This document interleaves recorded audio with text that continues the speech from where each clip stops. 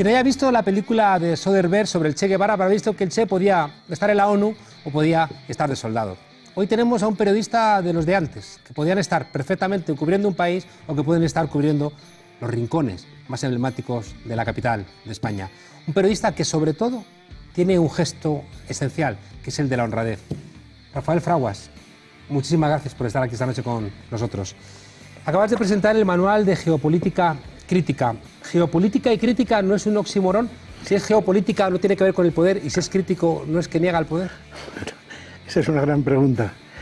Bueno, se trata de una apuesta, de una propuesta diferente, porque la geopolítica ha sido una ciencia que estaba en manos de los poderosos. Ajá. Y con este criticismo de lo que se trata es de poner a la geopolítica al servicio de la gente, de la calle, porque los poderosos se reservan unas claves muy misteriosas, muy secretas, para configurar un mundo del cual luego somos nosotros víctimas propiciatorias, ¿no?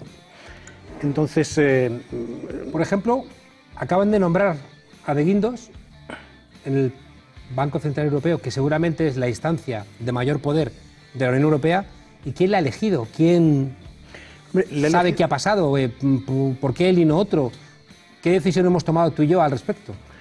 Bueno, yo creo que le ha elegido Lehman Brothers, ¿no?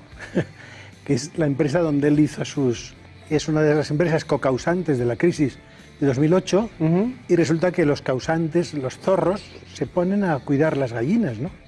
Es un poco el caso del señor Guindos, ¿no? No sabemos qué pinta ahí, ¿no? ¿Quién lo ha elegido? ¿Por qué? No sabemos. Hay gente que se ha emocionado pensando que como español, porque su DNI es español, iba a beneficiar a España. Sí, como Lehman Brothers, muy española. En el lema de Lehman Brothers aparece la bandera española y los de allí son todos de aquí, de Betanzos, de... ¿Y tú no les crees? No, yo no les creo. Eres escéptico y por eso has puesto geopolítica, pero crítica. Exacto. Ha habido unos elementos que han sido muy criticados por el poder y que sin embargo nos han alumbrado lugares escondidos. Estoy pensando en Wikileaks, estoy pensando en Snowden. ¿Cómo operan, ¿no?, estas filtraciones de información sobre ese devenir oculto, ¿no?, del poder? Bueno, operan sobre la base de una gran valentía, de una gran audacia, una gran osadía por parte de personas que se juegan su futuro y su vida desencriptando y descodificando una información que los poderosos se han reservado siempre.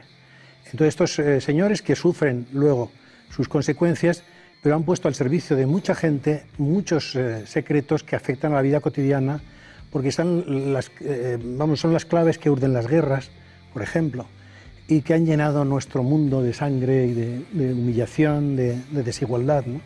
Entonces esta gente merece, y son seres humanos, no son sistemas, es decir, son seres humanos que se la juegan por el bien común de todos, ¿no? Yo creo que operan de una forma inteligente, siguiendo unas metodologías muy precisas y poniendo a la tecnología, esa gran arma, al servicio de las grandes poblaciones, ¿no? Y quizá por eso se convierten en tan peligrosos, ¿no? Claro, y entonces se trata de liquidarlos, eliminarlos, degradarlos, decir que son chisgarabís, por ejemplo. No, acusarlos de delitos sexuales inexistentes. Exacto, se trata de montajes para eliminar esa potencialidad que tienen de transformar las cosas en una clave democrática y abierta. Me estremece, Rafael, ver que generales del Ejército del Aire de repente dejan la cúpula militar en España para entrar directamente a trabajar en empresas armamentísticas en España. Sí, son las puertas giratorias de las que tú has hablado muchas veces. Esas puertas giratorias son una expresión suprema de las colusiones y las compatibilidades o sintonías que existen entre el mundo de lo privado y el mundo de lo público. Entonces eso en una democracia no tiene ningún sentido. En el 89 cae el muro de Berlín y en el 91 se disuelve la Unión Soviética. ¿Qué implica la caída de la URSS? Uno de los elementos que tú insistes en tu libro como un elemento central, ¿no?, de análisis del siglo XXI. Bueno, implica una cosa yo creo muy importante, y es que el equilibrio bipolar en el que se había basado la segunda posguerra mundial se rompe.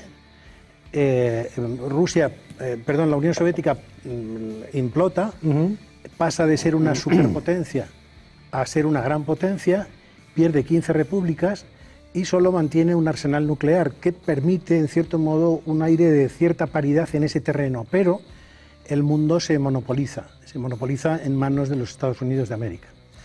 ¿Cambian las ideologías con la caída de la URSS? Yo creo que hay una representación diferente de las cosas. Es decir, cuando estaba ahí la URSS, aunque no nos gustara el modelo, pero era un elemento de balance, de detener esa impostura tan tremenda que tiene el capital financiero ya en este momento. Y entonces no se atrevían a precarizar a los trabajadores, no se atrevían los Estados Unidos a imponer su dogma en todo el mundo, porque tenían ese otro contrapoder, en cierto modo, que lo... ¿Compartes la tesis de Hobsbawm de que la existencia de la URSS fue la que permitió el Estado social en Europa? Sí, creo que sustancialmente estoy de acuerdo. Hay una emergencia de un nuevo poder, que es China, que todavía sigue siendo como un arcano, no sabemos muy bien qué ocurre, salvo que cuando alguien quiere llevar ante la justicia a alguien de China, parece que el gobierno de España dice, quietos ahí, paraos. ¿Qué pasa con China? Bueno, China se está configurando como una superpotencia, pero tiene un talón de Aquiles, que no tiene una marina de guerra. Siendo una potencia comercial, sobre todo una superpotencia comercial, no es todavía una superpotencia geoestratégica en el sentido amplio, pero está en trance de serlo, sobre todo porque ha ido, en cierto modo, copando sectores estratégicos desde el punto de vista económico y comercial. Por ejemplo, los puertos. Por ejemplo, los puertos. Está alquilando puertos en el Mediterráneo, en Tarragona concretamente hay un fuerte... Creo que en Barcelona compraron el puerto. También, sí. Entonces, es decir, a China siempre le ha favorecido más que la guerra la paz. O sea, no necesariamente es una potencia tan agresiva como pueden ser los Estados Unidos de América en su política exterior. Otra cosa es otras dimensiones de la política norteamericana, ¿no? ¿Podríamos haber imaginado hace 5 años que iba a ganar un tipo como Trump las elecciones en Estados Unidos? Yo creo que sí, sinceramente, porque lo que está demostrándose es que el capital financiero ya no necesita la política. Y entonces necesita un señor como este que destruye todas las convenciones políticas consolidadas por la trayectoria constitucional y los usos y costumbres políticos norteamericanos. Este señor viene a deshacer la política, en mi opinión. Y eso forma parte del desarrollo del capital financiero. ¿Qué sustituye a la política? El mercado, pero no el mercado que nosotros pensamos como un nivelador o que pensaban los teóricos, Adam Smith o Ricardo, no. El mercado en el sentido que le dan estos, que es la reproducción de la desigualdad, como elemento clave sustancial. Y esos sectores populares que han votado a Trump, cuando se den cuenta de que no le caen ni siquiera migajas de la mesa de los poderosos, ¿van a seguir apoyando ese tipo de gobierno? Es que los sectores populares yo creo que pensaban que el único que podía dinamitar todo aquello que Wall Street les había hecho, todo aquello que las oligarquías norteamericanas les habían hecho sufrir, pensaban decir, bueno, aunque sea muy bruto, pero este rompe el sistema, ¿no? Era un voto, en cierto modo, de rebelde, un voto... un zapatazo, por así Nihilista. decirlo. ¿Estás convencido que una parte del voto era como, exacto, hasta que hemos llegado, si me va mal, que se rompa todo y ya veremos? Muy de acuerdo.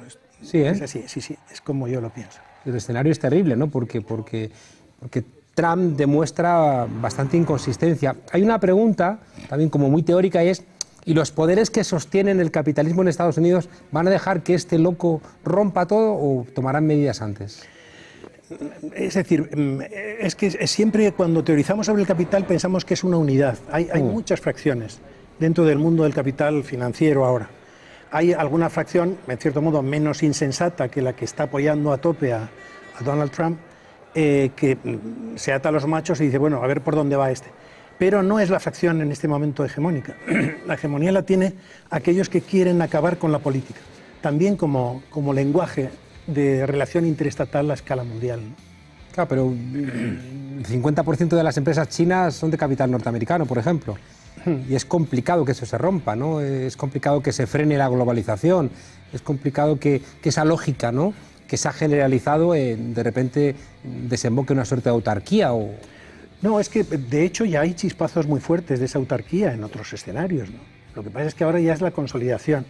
Yo creo que los intentos de superar las estructuras estatales y sustituirlas por ese mercado ya que no necesita de la política van a encontrar fuertes resistencias porque hay muy pocos interlocutores, en cierto modo, que den la cara. Las multinacionales no dan la cara, no tienen la legitimación representativa que suelen tener los estados normales, y entonces será un proceso costoso, pero yo creo que la línea que marca precisamente esto es la desaparición de la política y la desaparición del Estado, en un sentido retrógrado, no en un sentido progresivo o libertario, ¿no? De alguna manera yo creo que el gran capital sí que tiene su Estado, tiene el G7, tiene Davos, tiene Bilderberg, es decir, tiene reuniones, ¿no?, donde se pueden encontrar los grandes poderosos y tomar decisiones. En cambio, hay profundas dificultades para que los sectores populares encuentren su internacionalización y cómo construyen, ¿no?, esos intereses compartidos. Sí, yo me acuerdo que cuando se planteó el ingreso de España en la Unión Europea, la gente progresista decía, bueno, ¿cómo nos vamos a meter en un mundo de mercados, etcétera, ¿no? Y entonces se decía que brindaba la oportunidad de entrar en Europa de articular la lucha de clases a escala europea. Pero sin embargo vemos, como dices, que eso no se ha desarrollado. Hay intentos por articular una lucha a escala planetaria, por convertir la política en algo realmente al servicio de los pueblos, ¿no? Pero no sé si estarás de acuerdo en que, y tú reflexionas en el libro al respecto, las dificultades como para que solventemos en el plano nacional, estatal, buena parte de los problemas que tenemos encima de la mesa, ¿no?, sino que son problemas que exceden la capacidad de un Estado nacional. Entonces, bueno, hay es decir, la vertebración europea todavía tiene una fuerte impronta estatal. El problema es que no se han descubierto interlocutores que aparentemente armonicen intereses privados y públicos como los Estados. Entonces eso va a seguir funcionando durante mucho tiempo. Y las compañías multinacionales lo que han hecho ha sido eso, contribuir a esa desestatalización de las naciones mundiales y anteponer los intereses financieros del capital financiero, que está enfrentado al capital industrial. Por ejemplo, yo vería, cosa que no suele ver nadie, pero yo vería en el conflicto catalán, yo vería una pugna muy importante entre dos tipos de capital, financiero uno e industrial otro. El industrial sería el catalán y el financiero sería el español, o el madrileño, para entendernos. A pesar de la Caixa y del Banco Sabadell. Hay un planteamiento que creo que es también relevante, lo sostienen algunos autores, y es que buena parte de lo que nos pasa tiene que ver con la debilidad de la clase obrera, la derrota moral, ¿no?, de los sindicatos y la incapacidad de exigir, ¿no?, una recuperación de la tasa de ganancia del capital que incorpore la creación de empleo. Es decir, la precarización como un elemento central de este siglo XXI. Sí, es un elemento central, pero es un efecto de algo más profundo. Yo creo que una aplicación descontrolada y desaforada de la tecnología ha hecho que el mensaje íncito en la tecnología, que es la sustitución de la ciencia, ha devaluado la experiencia humana, ha consumido el espacio y el tiempo, y vivimos en un mundo virtual. Vivimos en un mundo de un presente continuo que solo favorece realmente al gran poder virtual que es el dinero. Es el capital financiero, etc. Entonces esa precarización que estamos observando, yo en cierto modo matizaría algo. Es decir, gracias a la lucha de los trabajadores y trabajadoras durante siglos, hemos conseguido, por ejemplo, que en las ciudades existan unas infraestructuras, una iluminación, una sanidad, una educación, etcétera. Eso no es ningún regalo, son conquistas reales. Y eso, en cierto modo, mitiga esa precarización tan terrible que está produciendo, sobre todo, de cara a los jóvenes. Es decir, la lucha de los trabajadores histórica, de los sindicatos, etcétera, no ha caído en saco roto. Se han logrado algunos niveles de bienestar a los cuales ya no se puede renunciar y el Estado no puede presentarse como no cumplidor de esos compromisos. Claro, pero sin embargo estamos viendo un deterioro evidente, ¿no?, de los derechos sociales. Y hay un elemento que creo que es muy relevante, y tú lo conoces bien y también lo has trabajado, y es que no es tanto la clase obrera, ni siquiera su articulación, sino su toma de conciencia. Y en ese sentido creo que un elemento central, ¿no?, de la constitución de derechos en el siglo XX, que heredamos de alguna manera, de manera decadente en el siglo XXI, tiene que ver con la prensa, es decir, con los medios de comunicación capaces, ¿no?, de construir esa imagen que te permite construir alternativas o también tomar conciencia de tu situación laboral o la situación de tu democracia. ¿Qué pasa con los medios de comunicación, Bueno, los medios de comunicación viven en una situación de crisis derivada del reventamiento de tres grandes paradigmas que presidieron el desarrollo de las comunicaciones después de la Segunda Guerra Mundial. Estos paradigmas eran un paradigma de tipo moral en torno al Holocausto, como un paradigma del mal absoluto, la eliminación por razones de tipo racial o ideológica de sectores enteros, millones de población. Y ahora hay holocaustos todos los días. Claro, hay más holocaustos y eso, en cierto modo, ha perdido esa entidad única y singular que tenía. El segundo paradigma es el paradigma bipolar, ese equilibrio del terror, de las amenazas mutuas y tal, mantenía un cierto equilibrio. Contención, ¿no? Y el tercero era un paradigma de tipo científico. Yo creo que era la lingüística. La palabra tenía crédito, la palabra tenía valor. Y eso, en cierto modo, con el desarrollo desaforado de la tecnología, con esa consunción de las dimensiones espaciotemporales de la vida humana, se ha degradado, esos tres paradigmas se han reventado y surge un nuevo paradigma que es el homo o la dama informática, ¿no? Es decir, el homo informaticus ya no tiene nada que ver con el hombre y la mujer que valoraban la historia, que valoraban la experiencia. Si no hay experiencia, si no hay historia, que es lo que nos dice el mensaje del ultracapitalismo liberal. Puro presentismo. Claro, si hay puro presentismo, la historia no vale, y si la historia no vale, no vale la experiencia. Si la experiencia no vale, no hay progreso posible, porque no hay ciencia, porque no hay cambio, porque no hay transformación. Entonces, has estado muy preocupado también, y en una parte del libro planteas como todas estas mentiras se incorporan además todo el tema del secreto, de los espías, de la construcción también de una red, ¿no?, de investigación, de vigilancia de la ciudadanía y de construcción de lo que ahora se ha puesto de moda, de las fake news. Sí, yo he estudiado en profundidad el secreto de Estado y estoy llegando a la conclusión de que el secreto de Estado necesita de un Estado secreto. Entonces, todo aquel que, como los de Wikileaks o Snowden, meten el candil en ese mundo secreto, están contribuyendo a despejar de telarañas el futuro y el pasado de nuestro mundo. Pues me van ustedes a perdonar, pero hablando con un periodista de raza como Rafael Fraguas y viendo el panorama del periodismo en España y en Europa, quizá una solución es que periodistas, leed, porque leyendo yo creo que uno puede encontrar un reflejo diferente, ¿no?, de este mundo. Rafael Fraguas, muchísimas gracias por estar aquí con nosotros. Gracias a ti.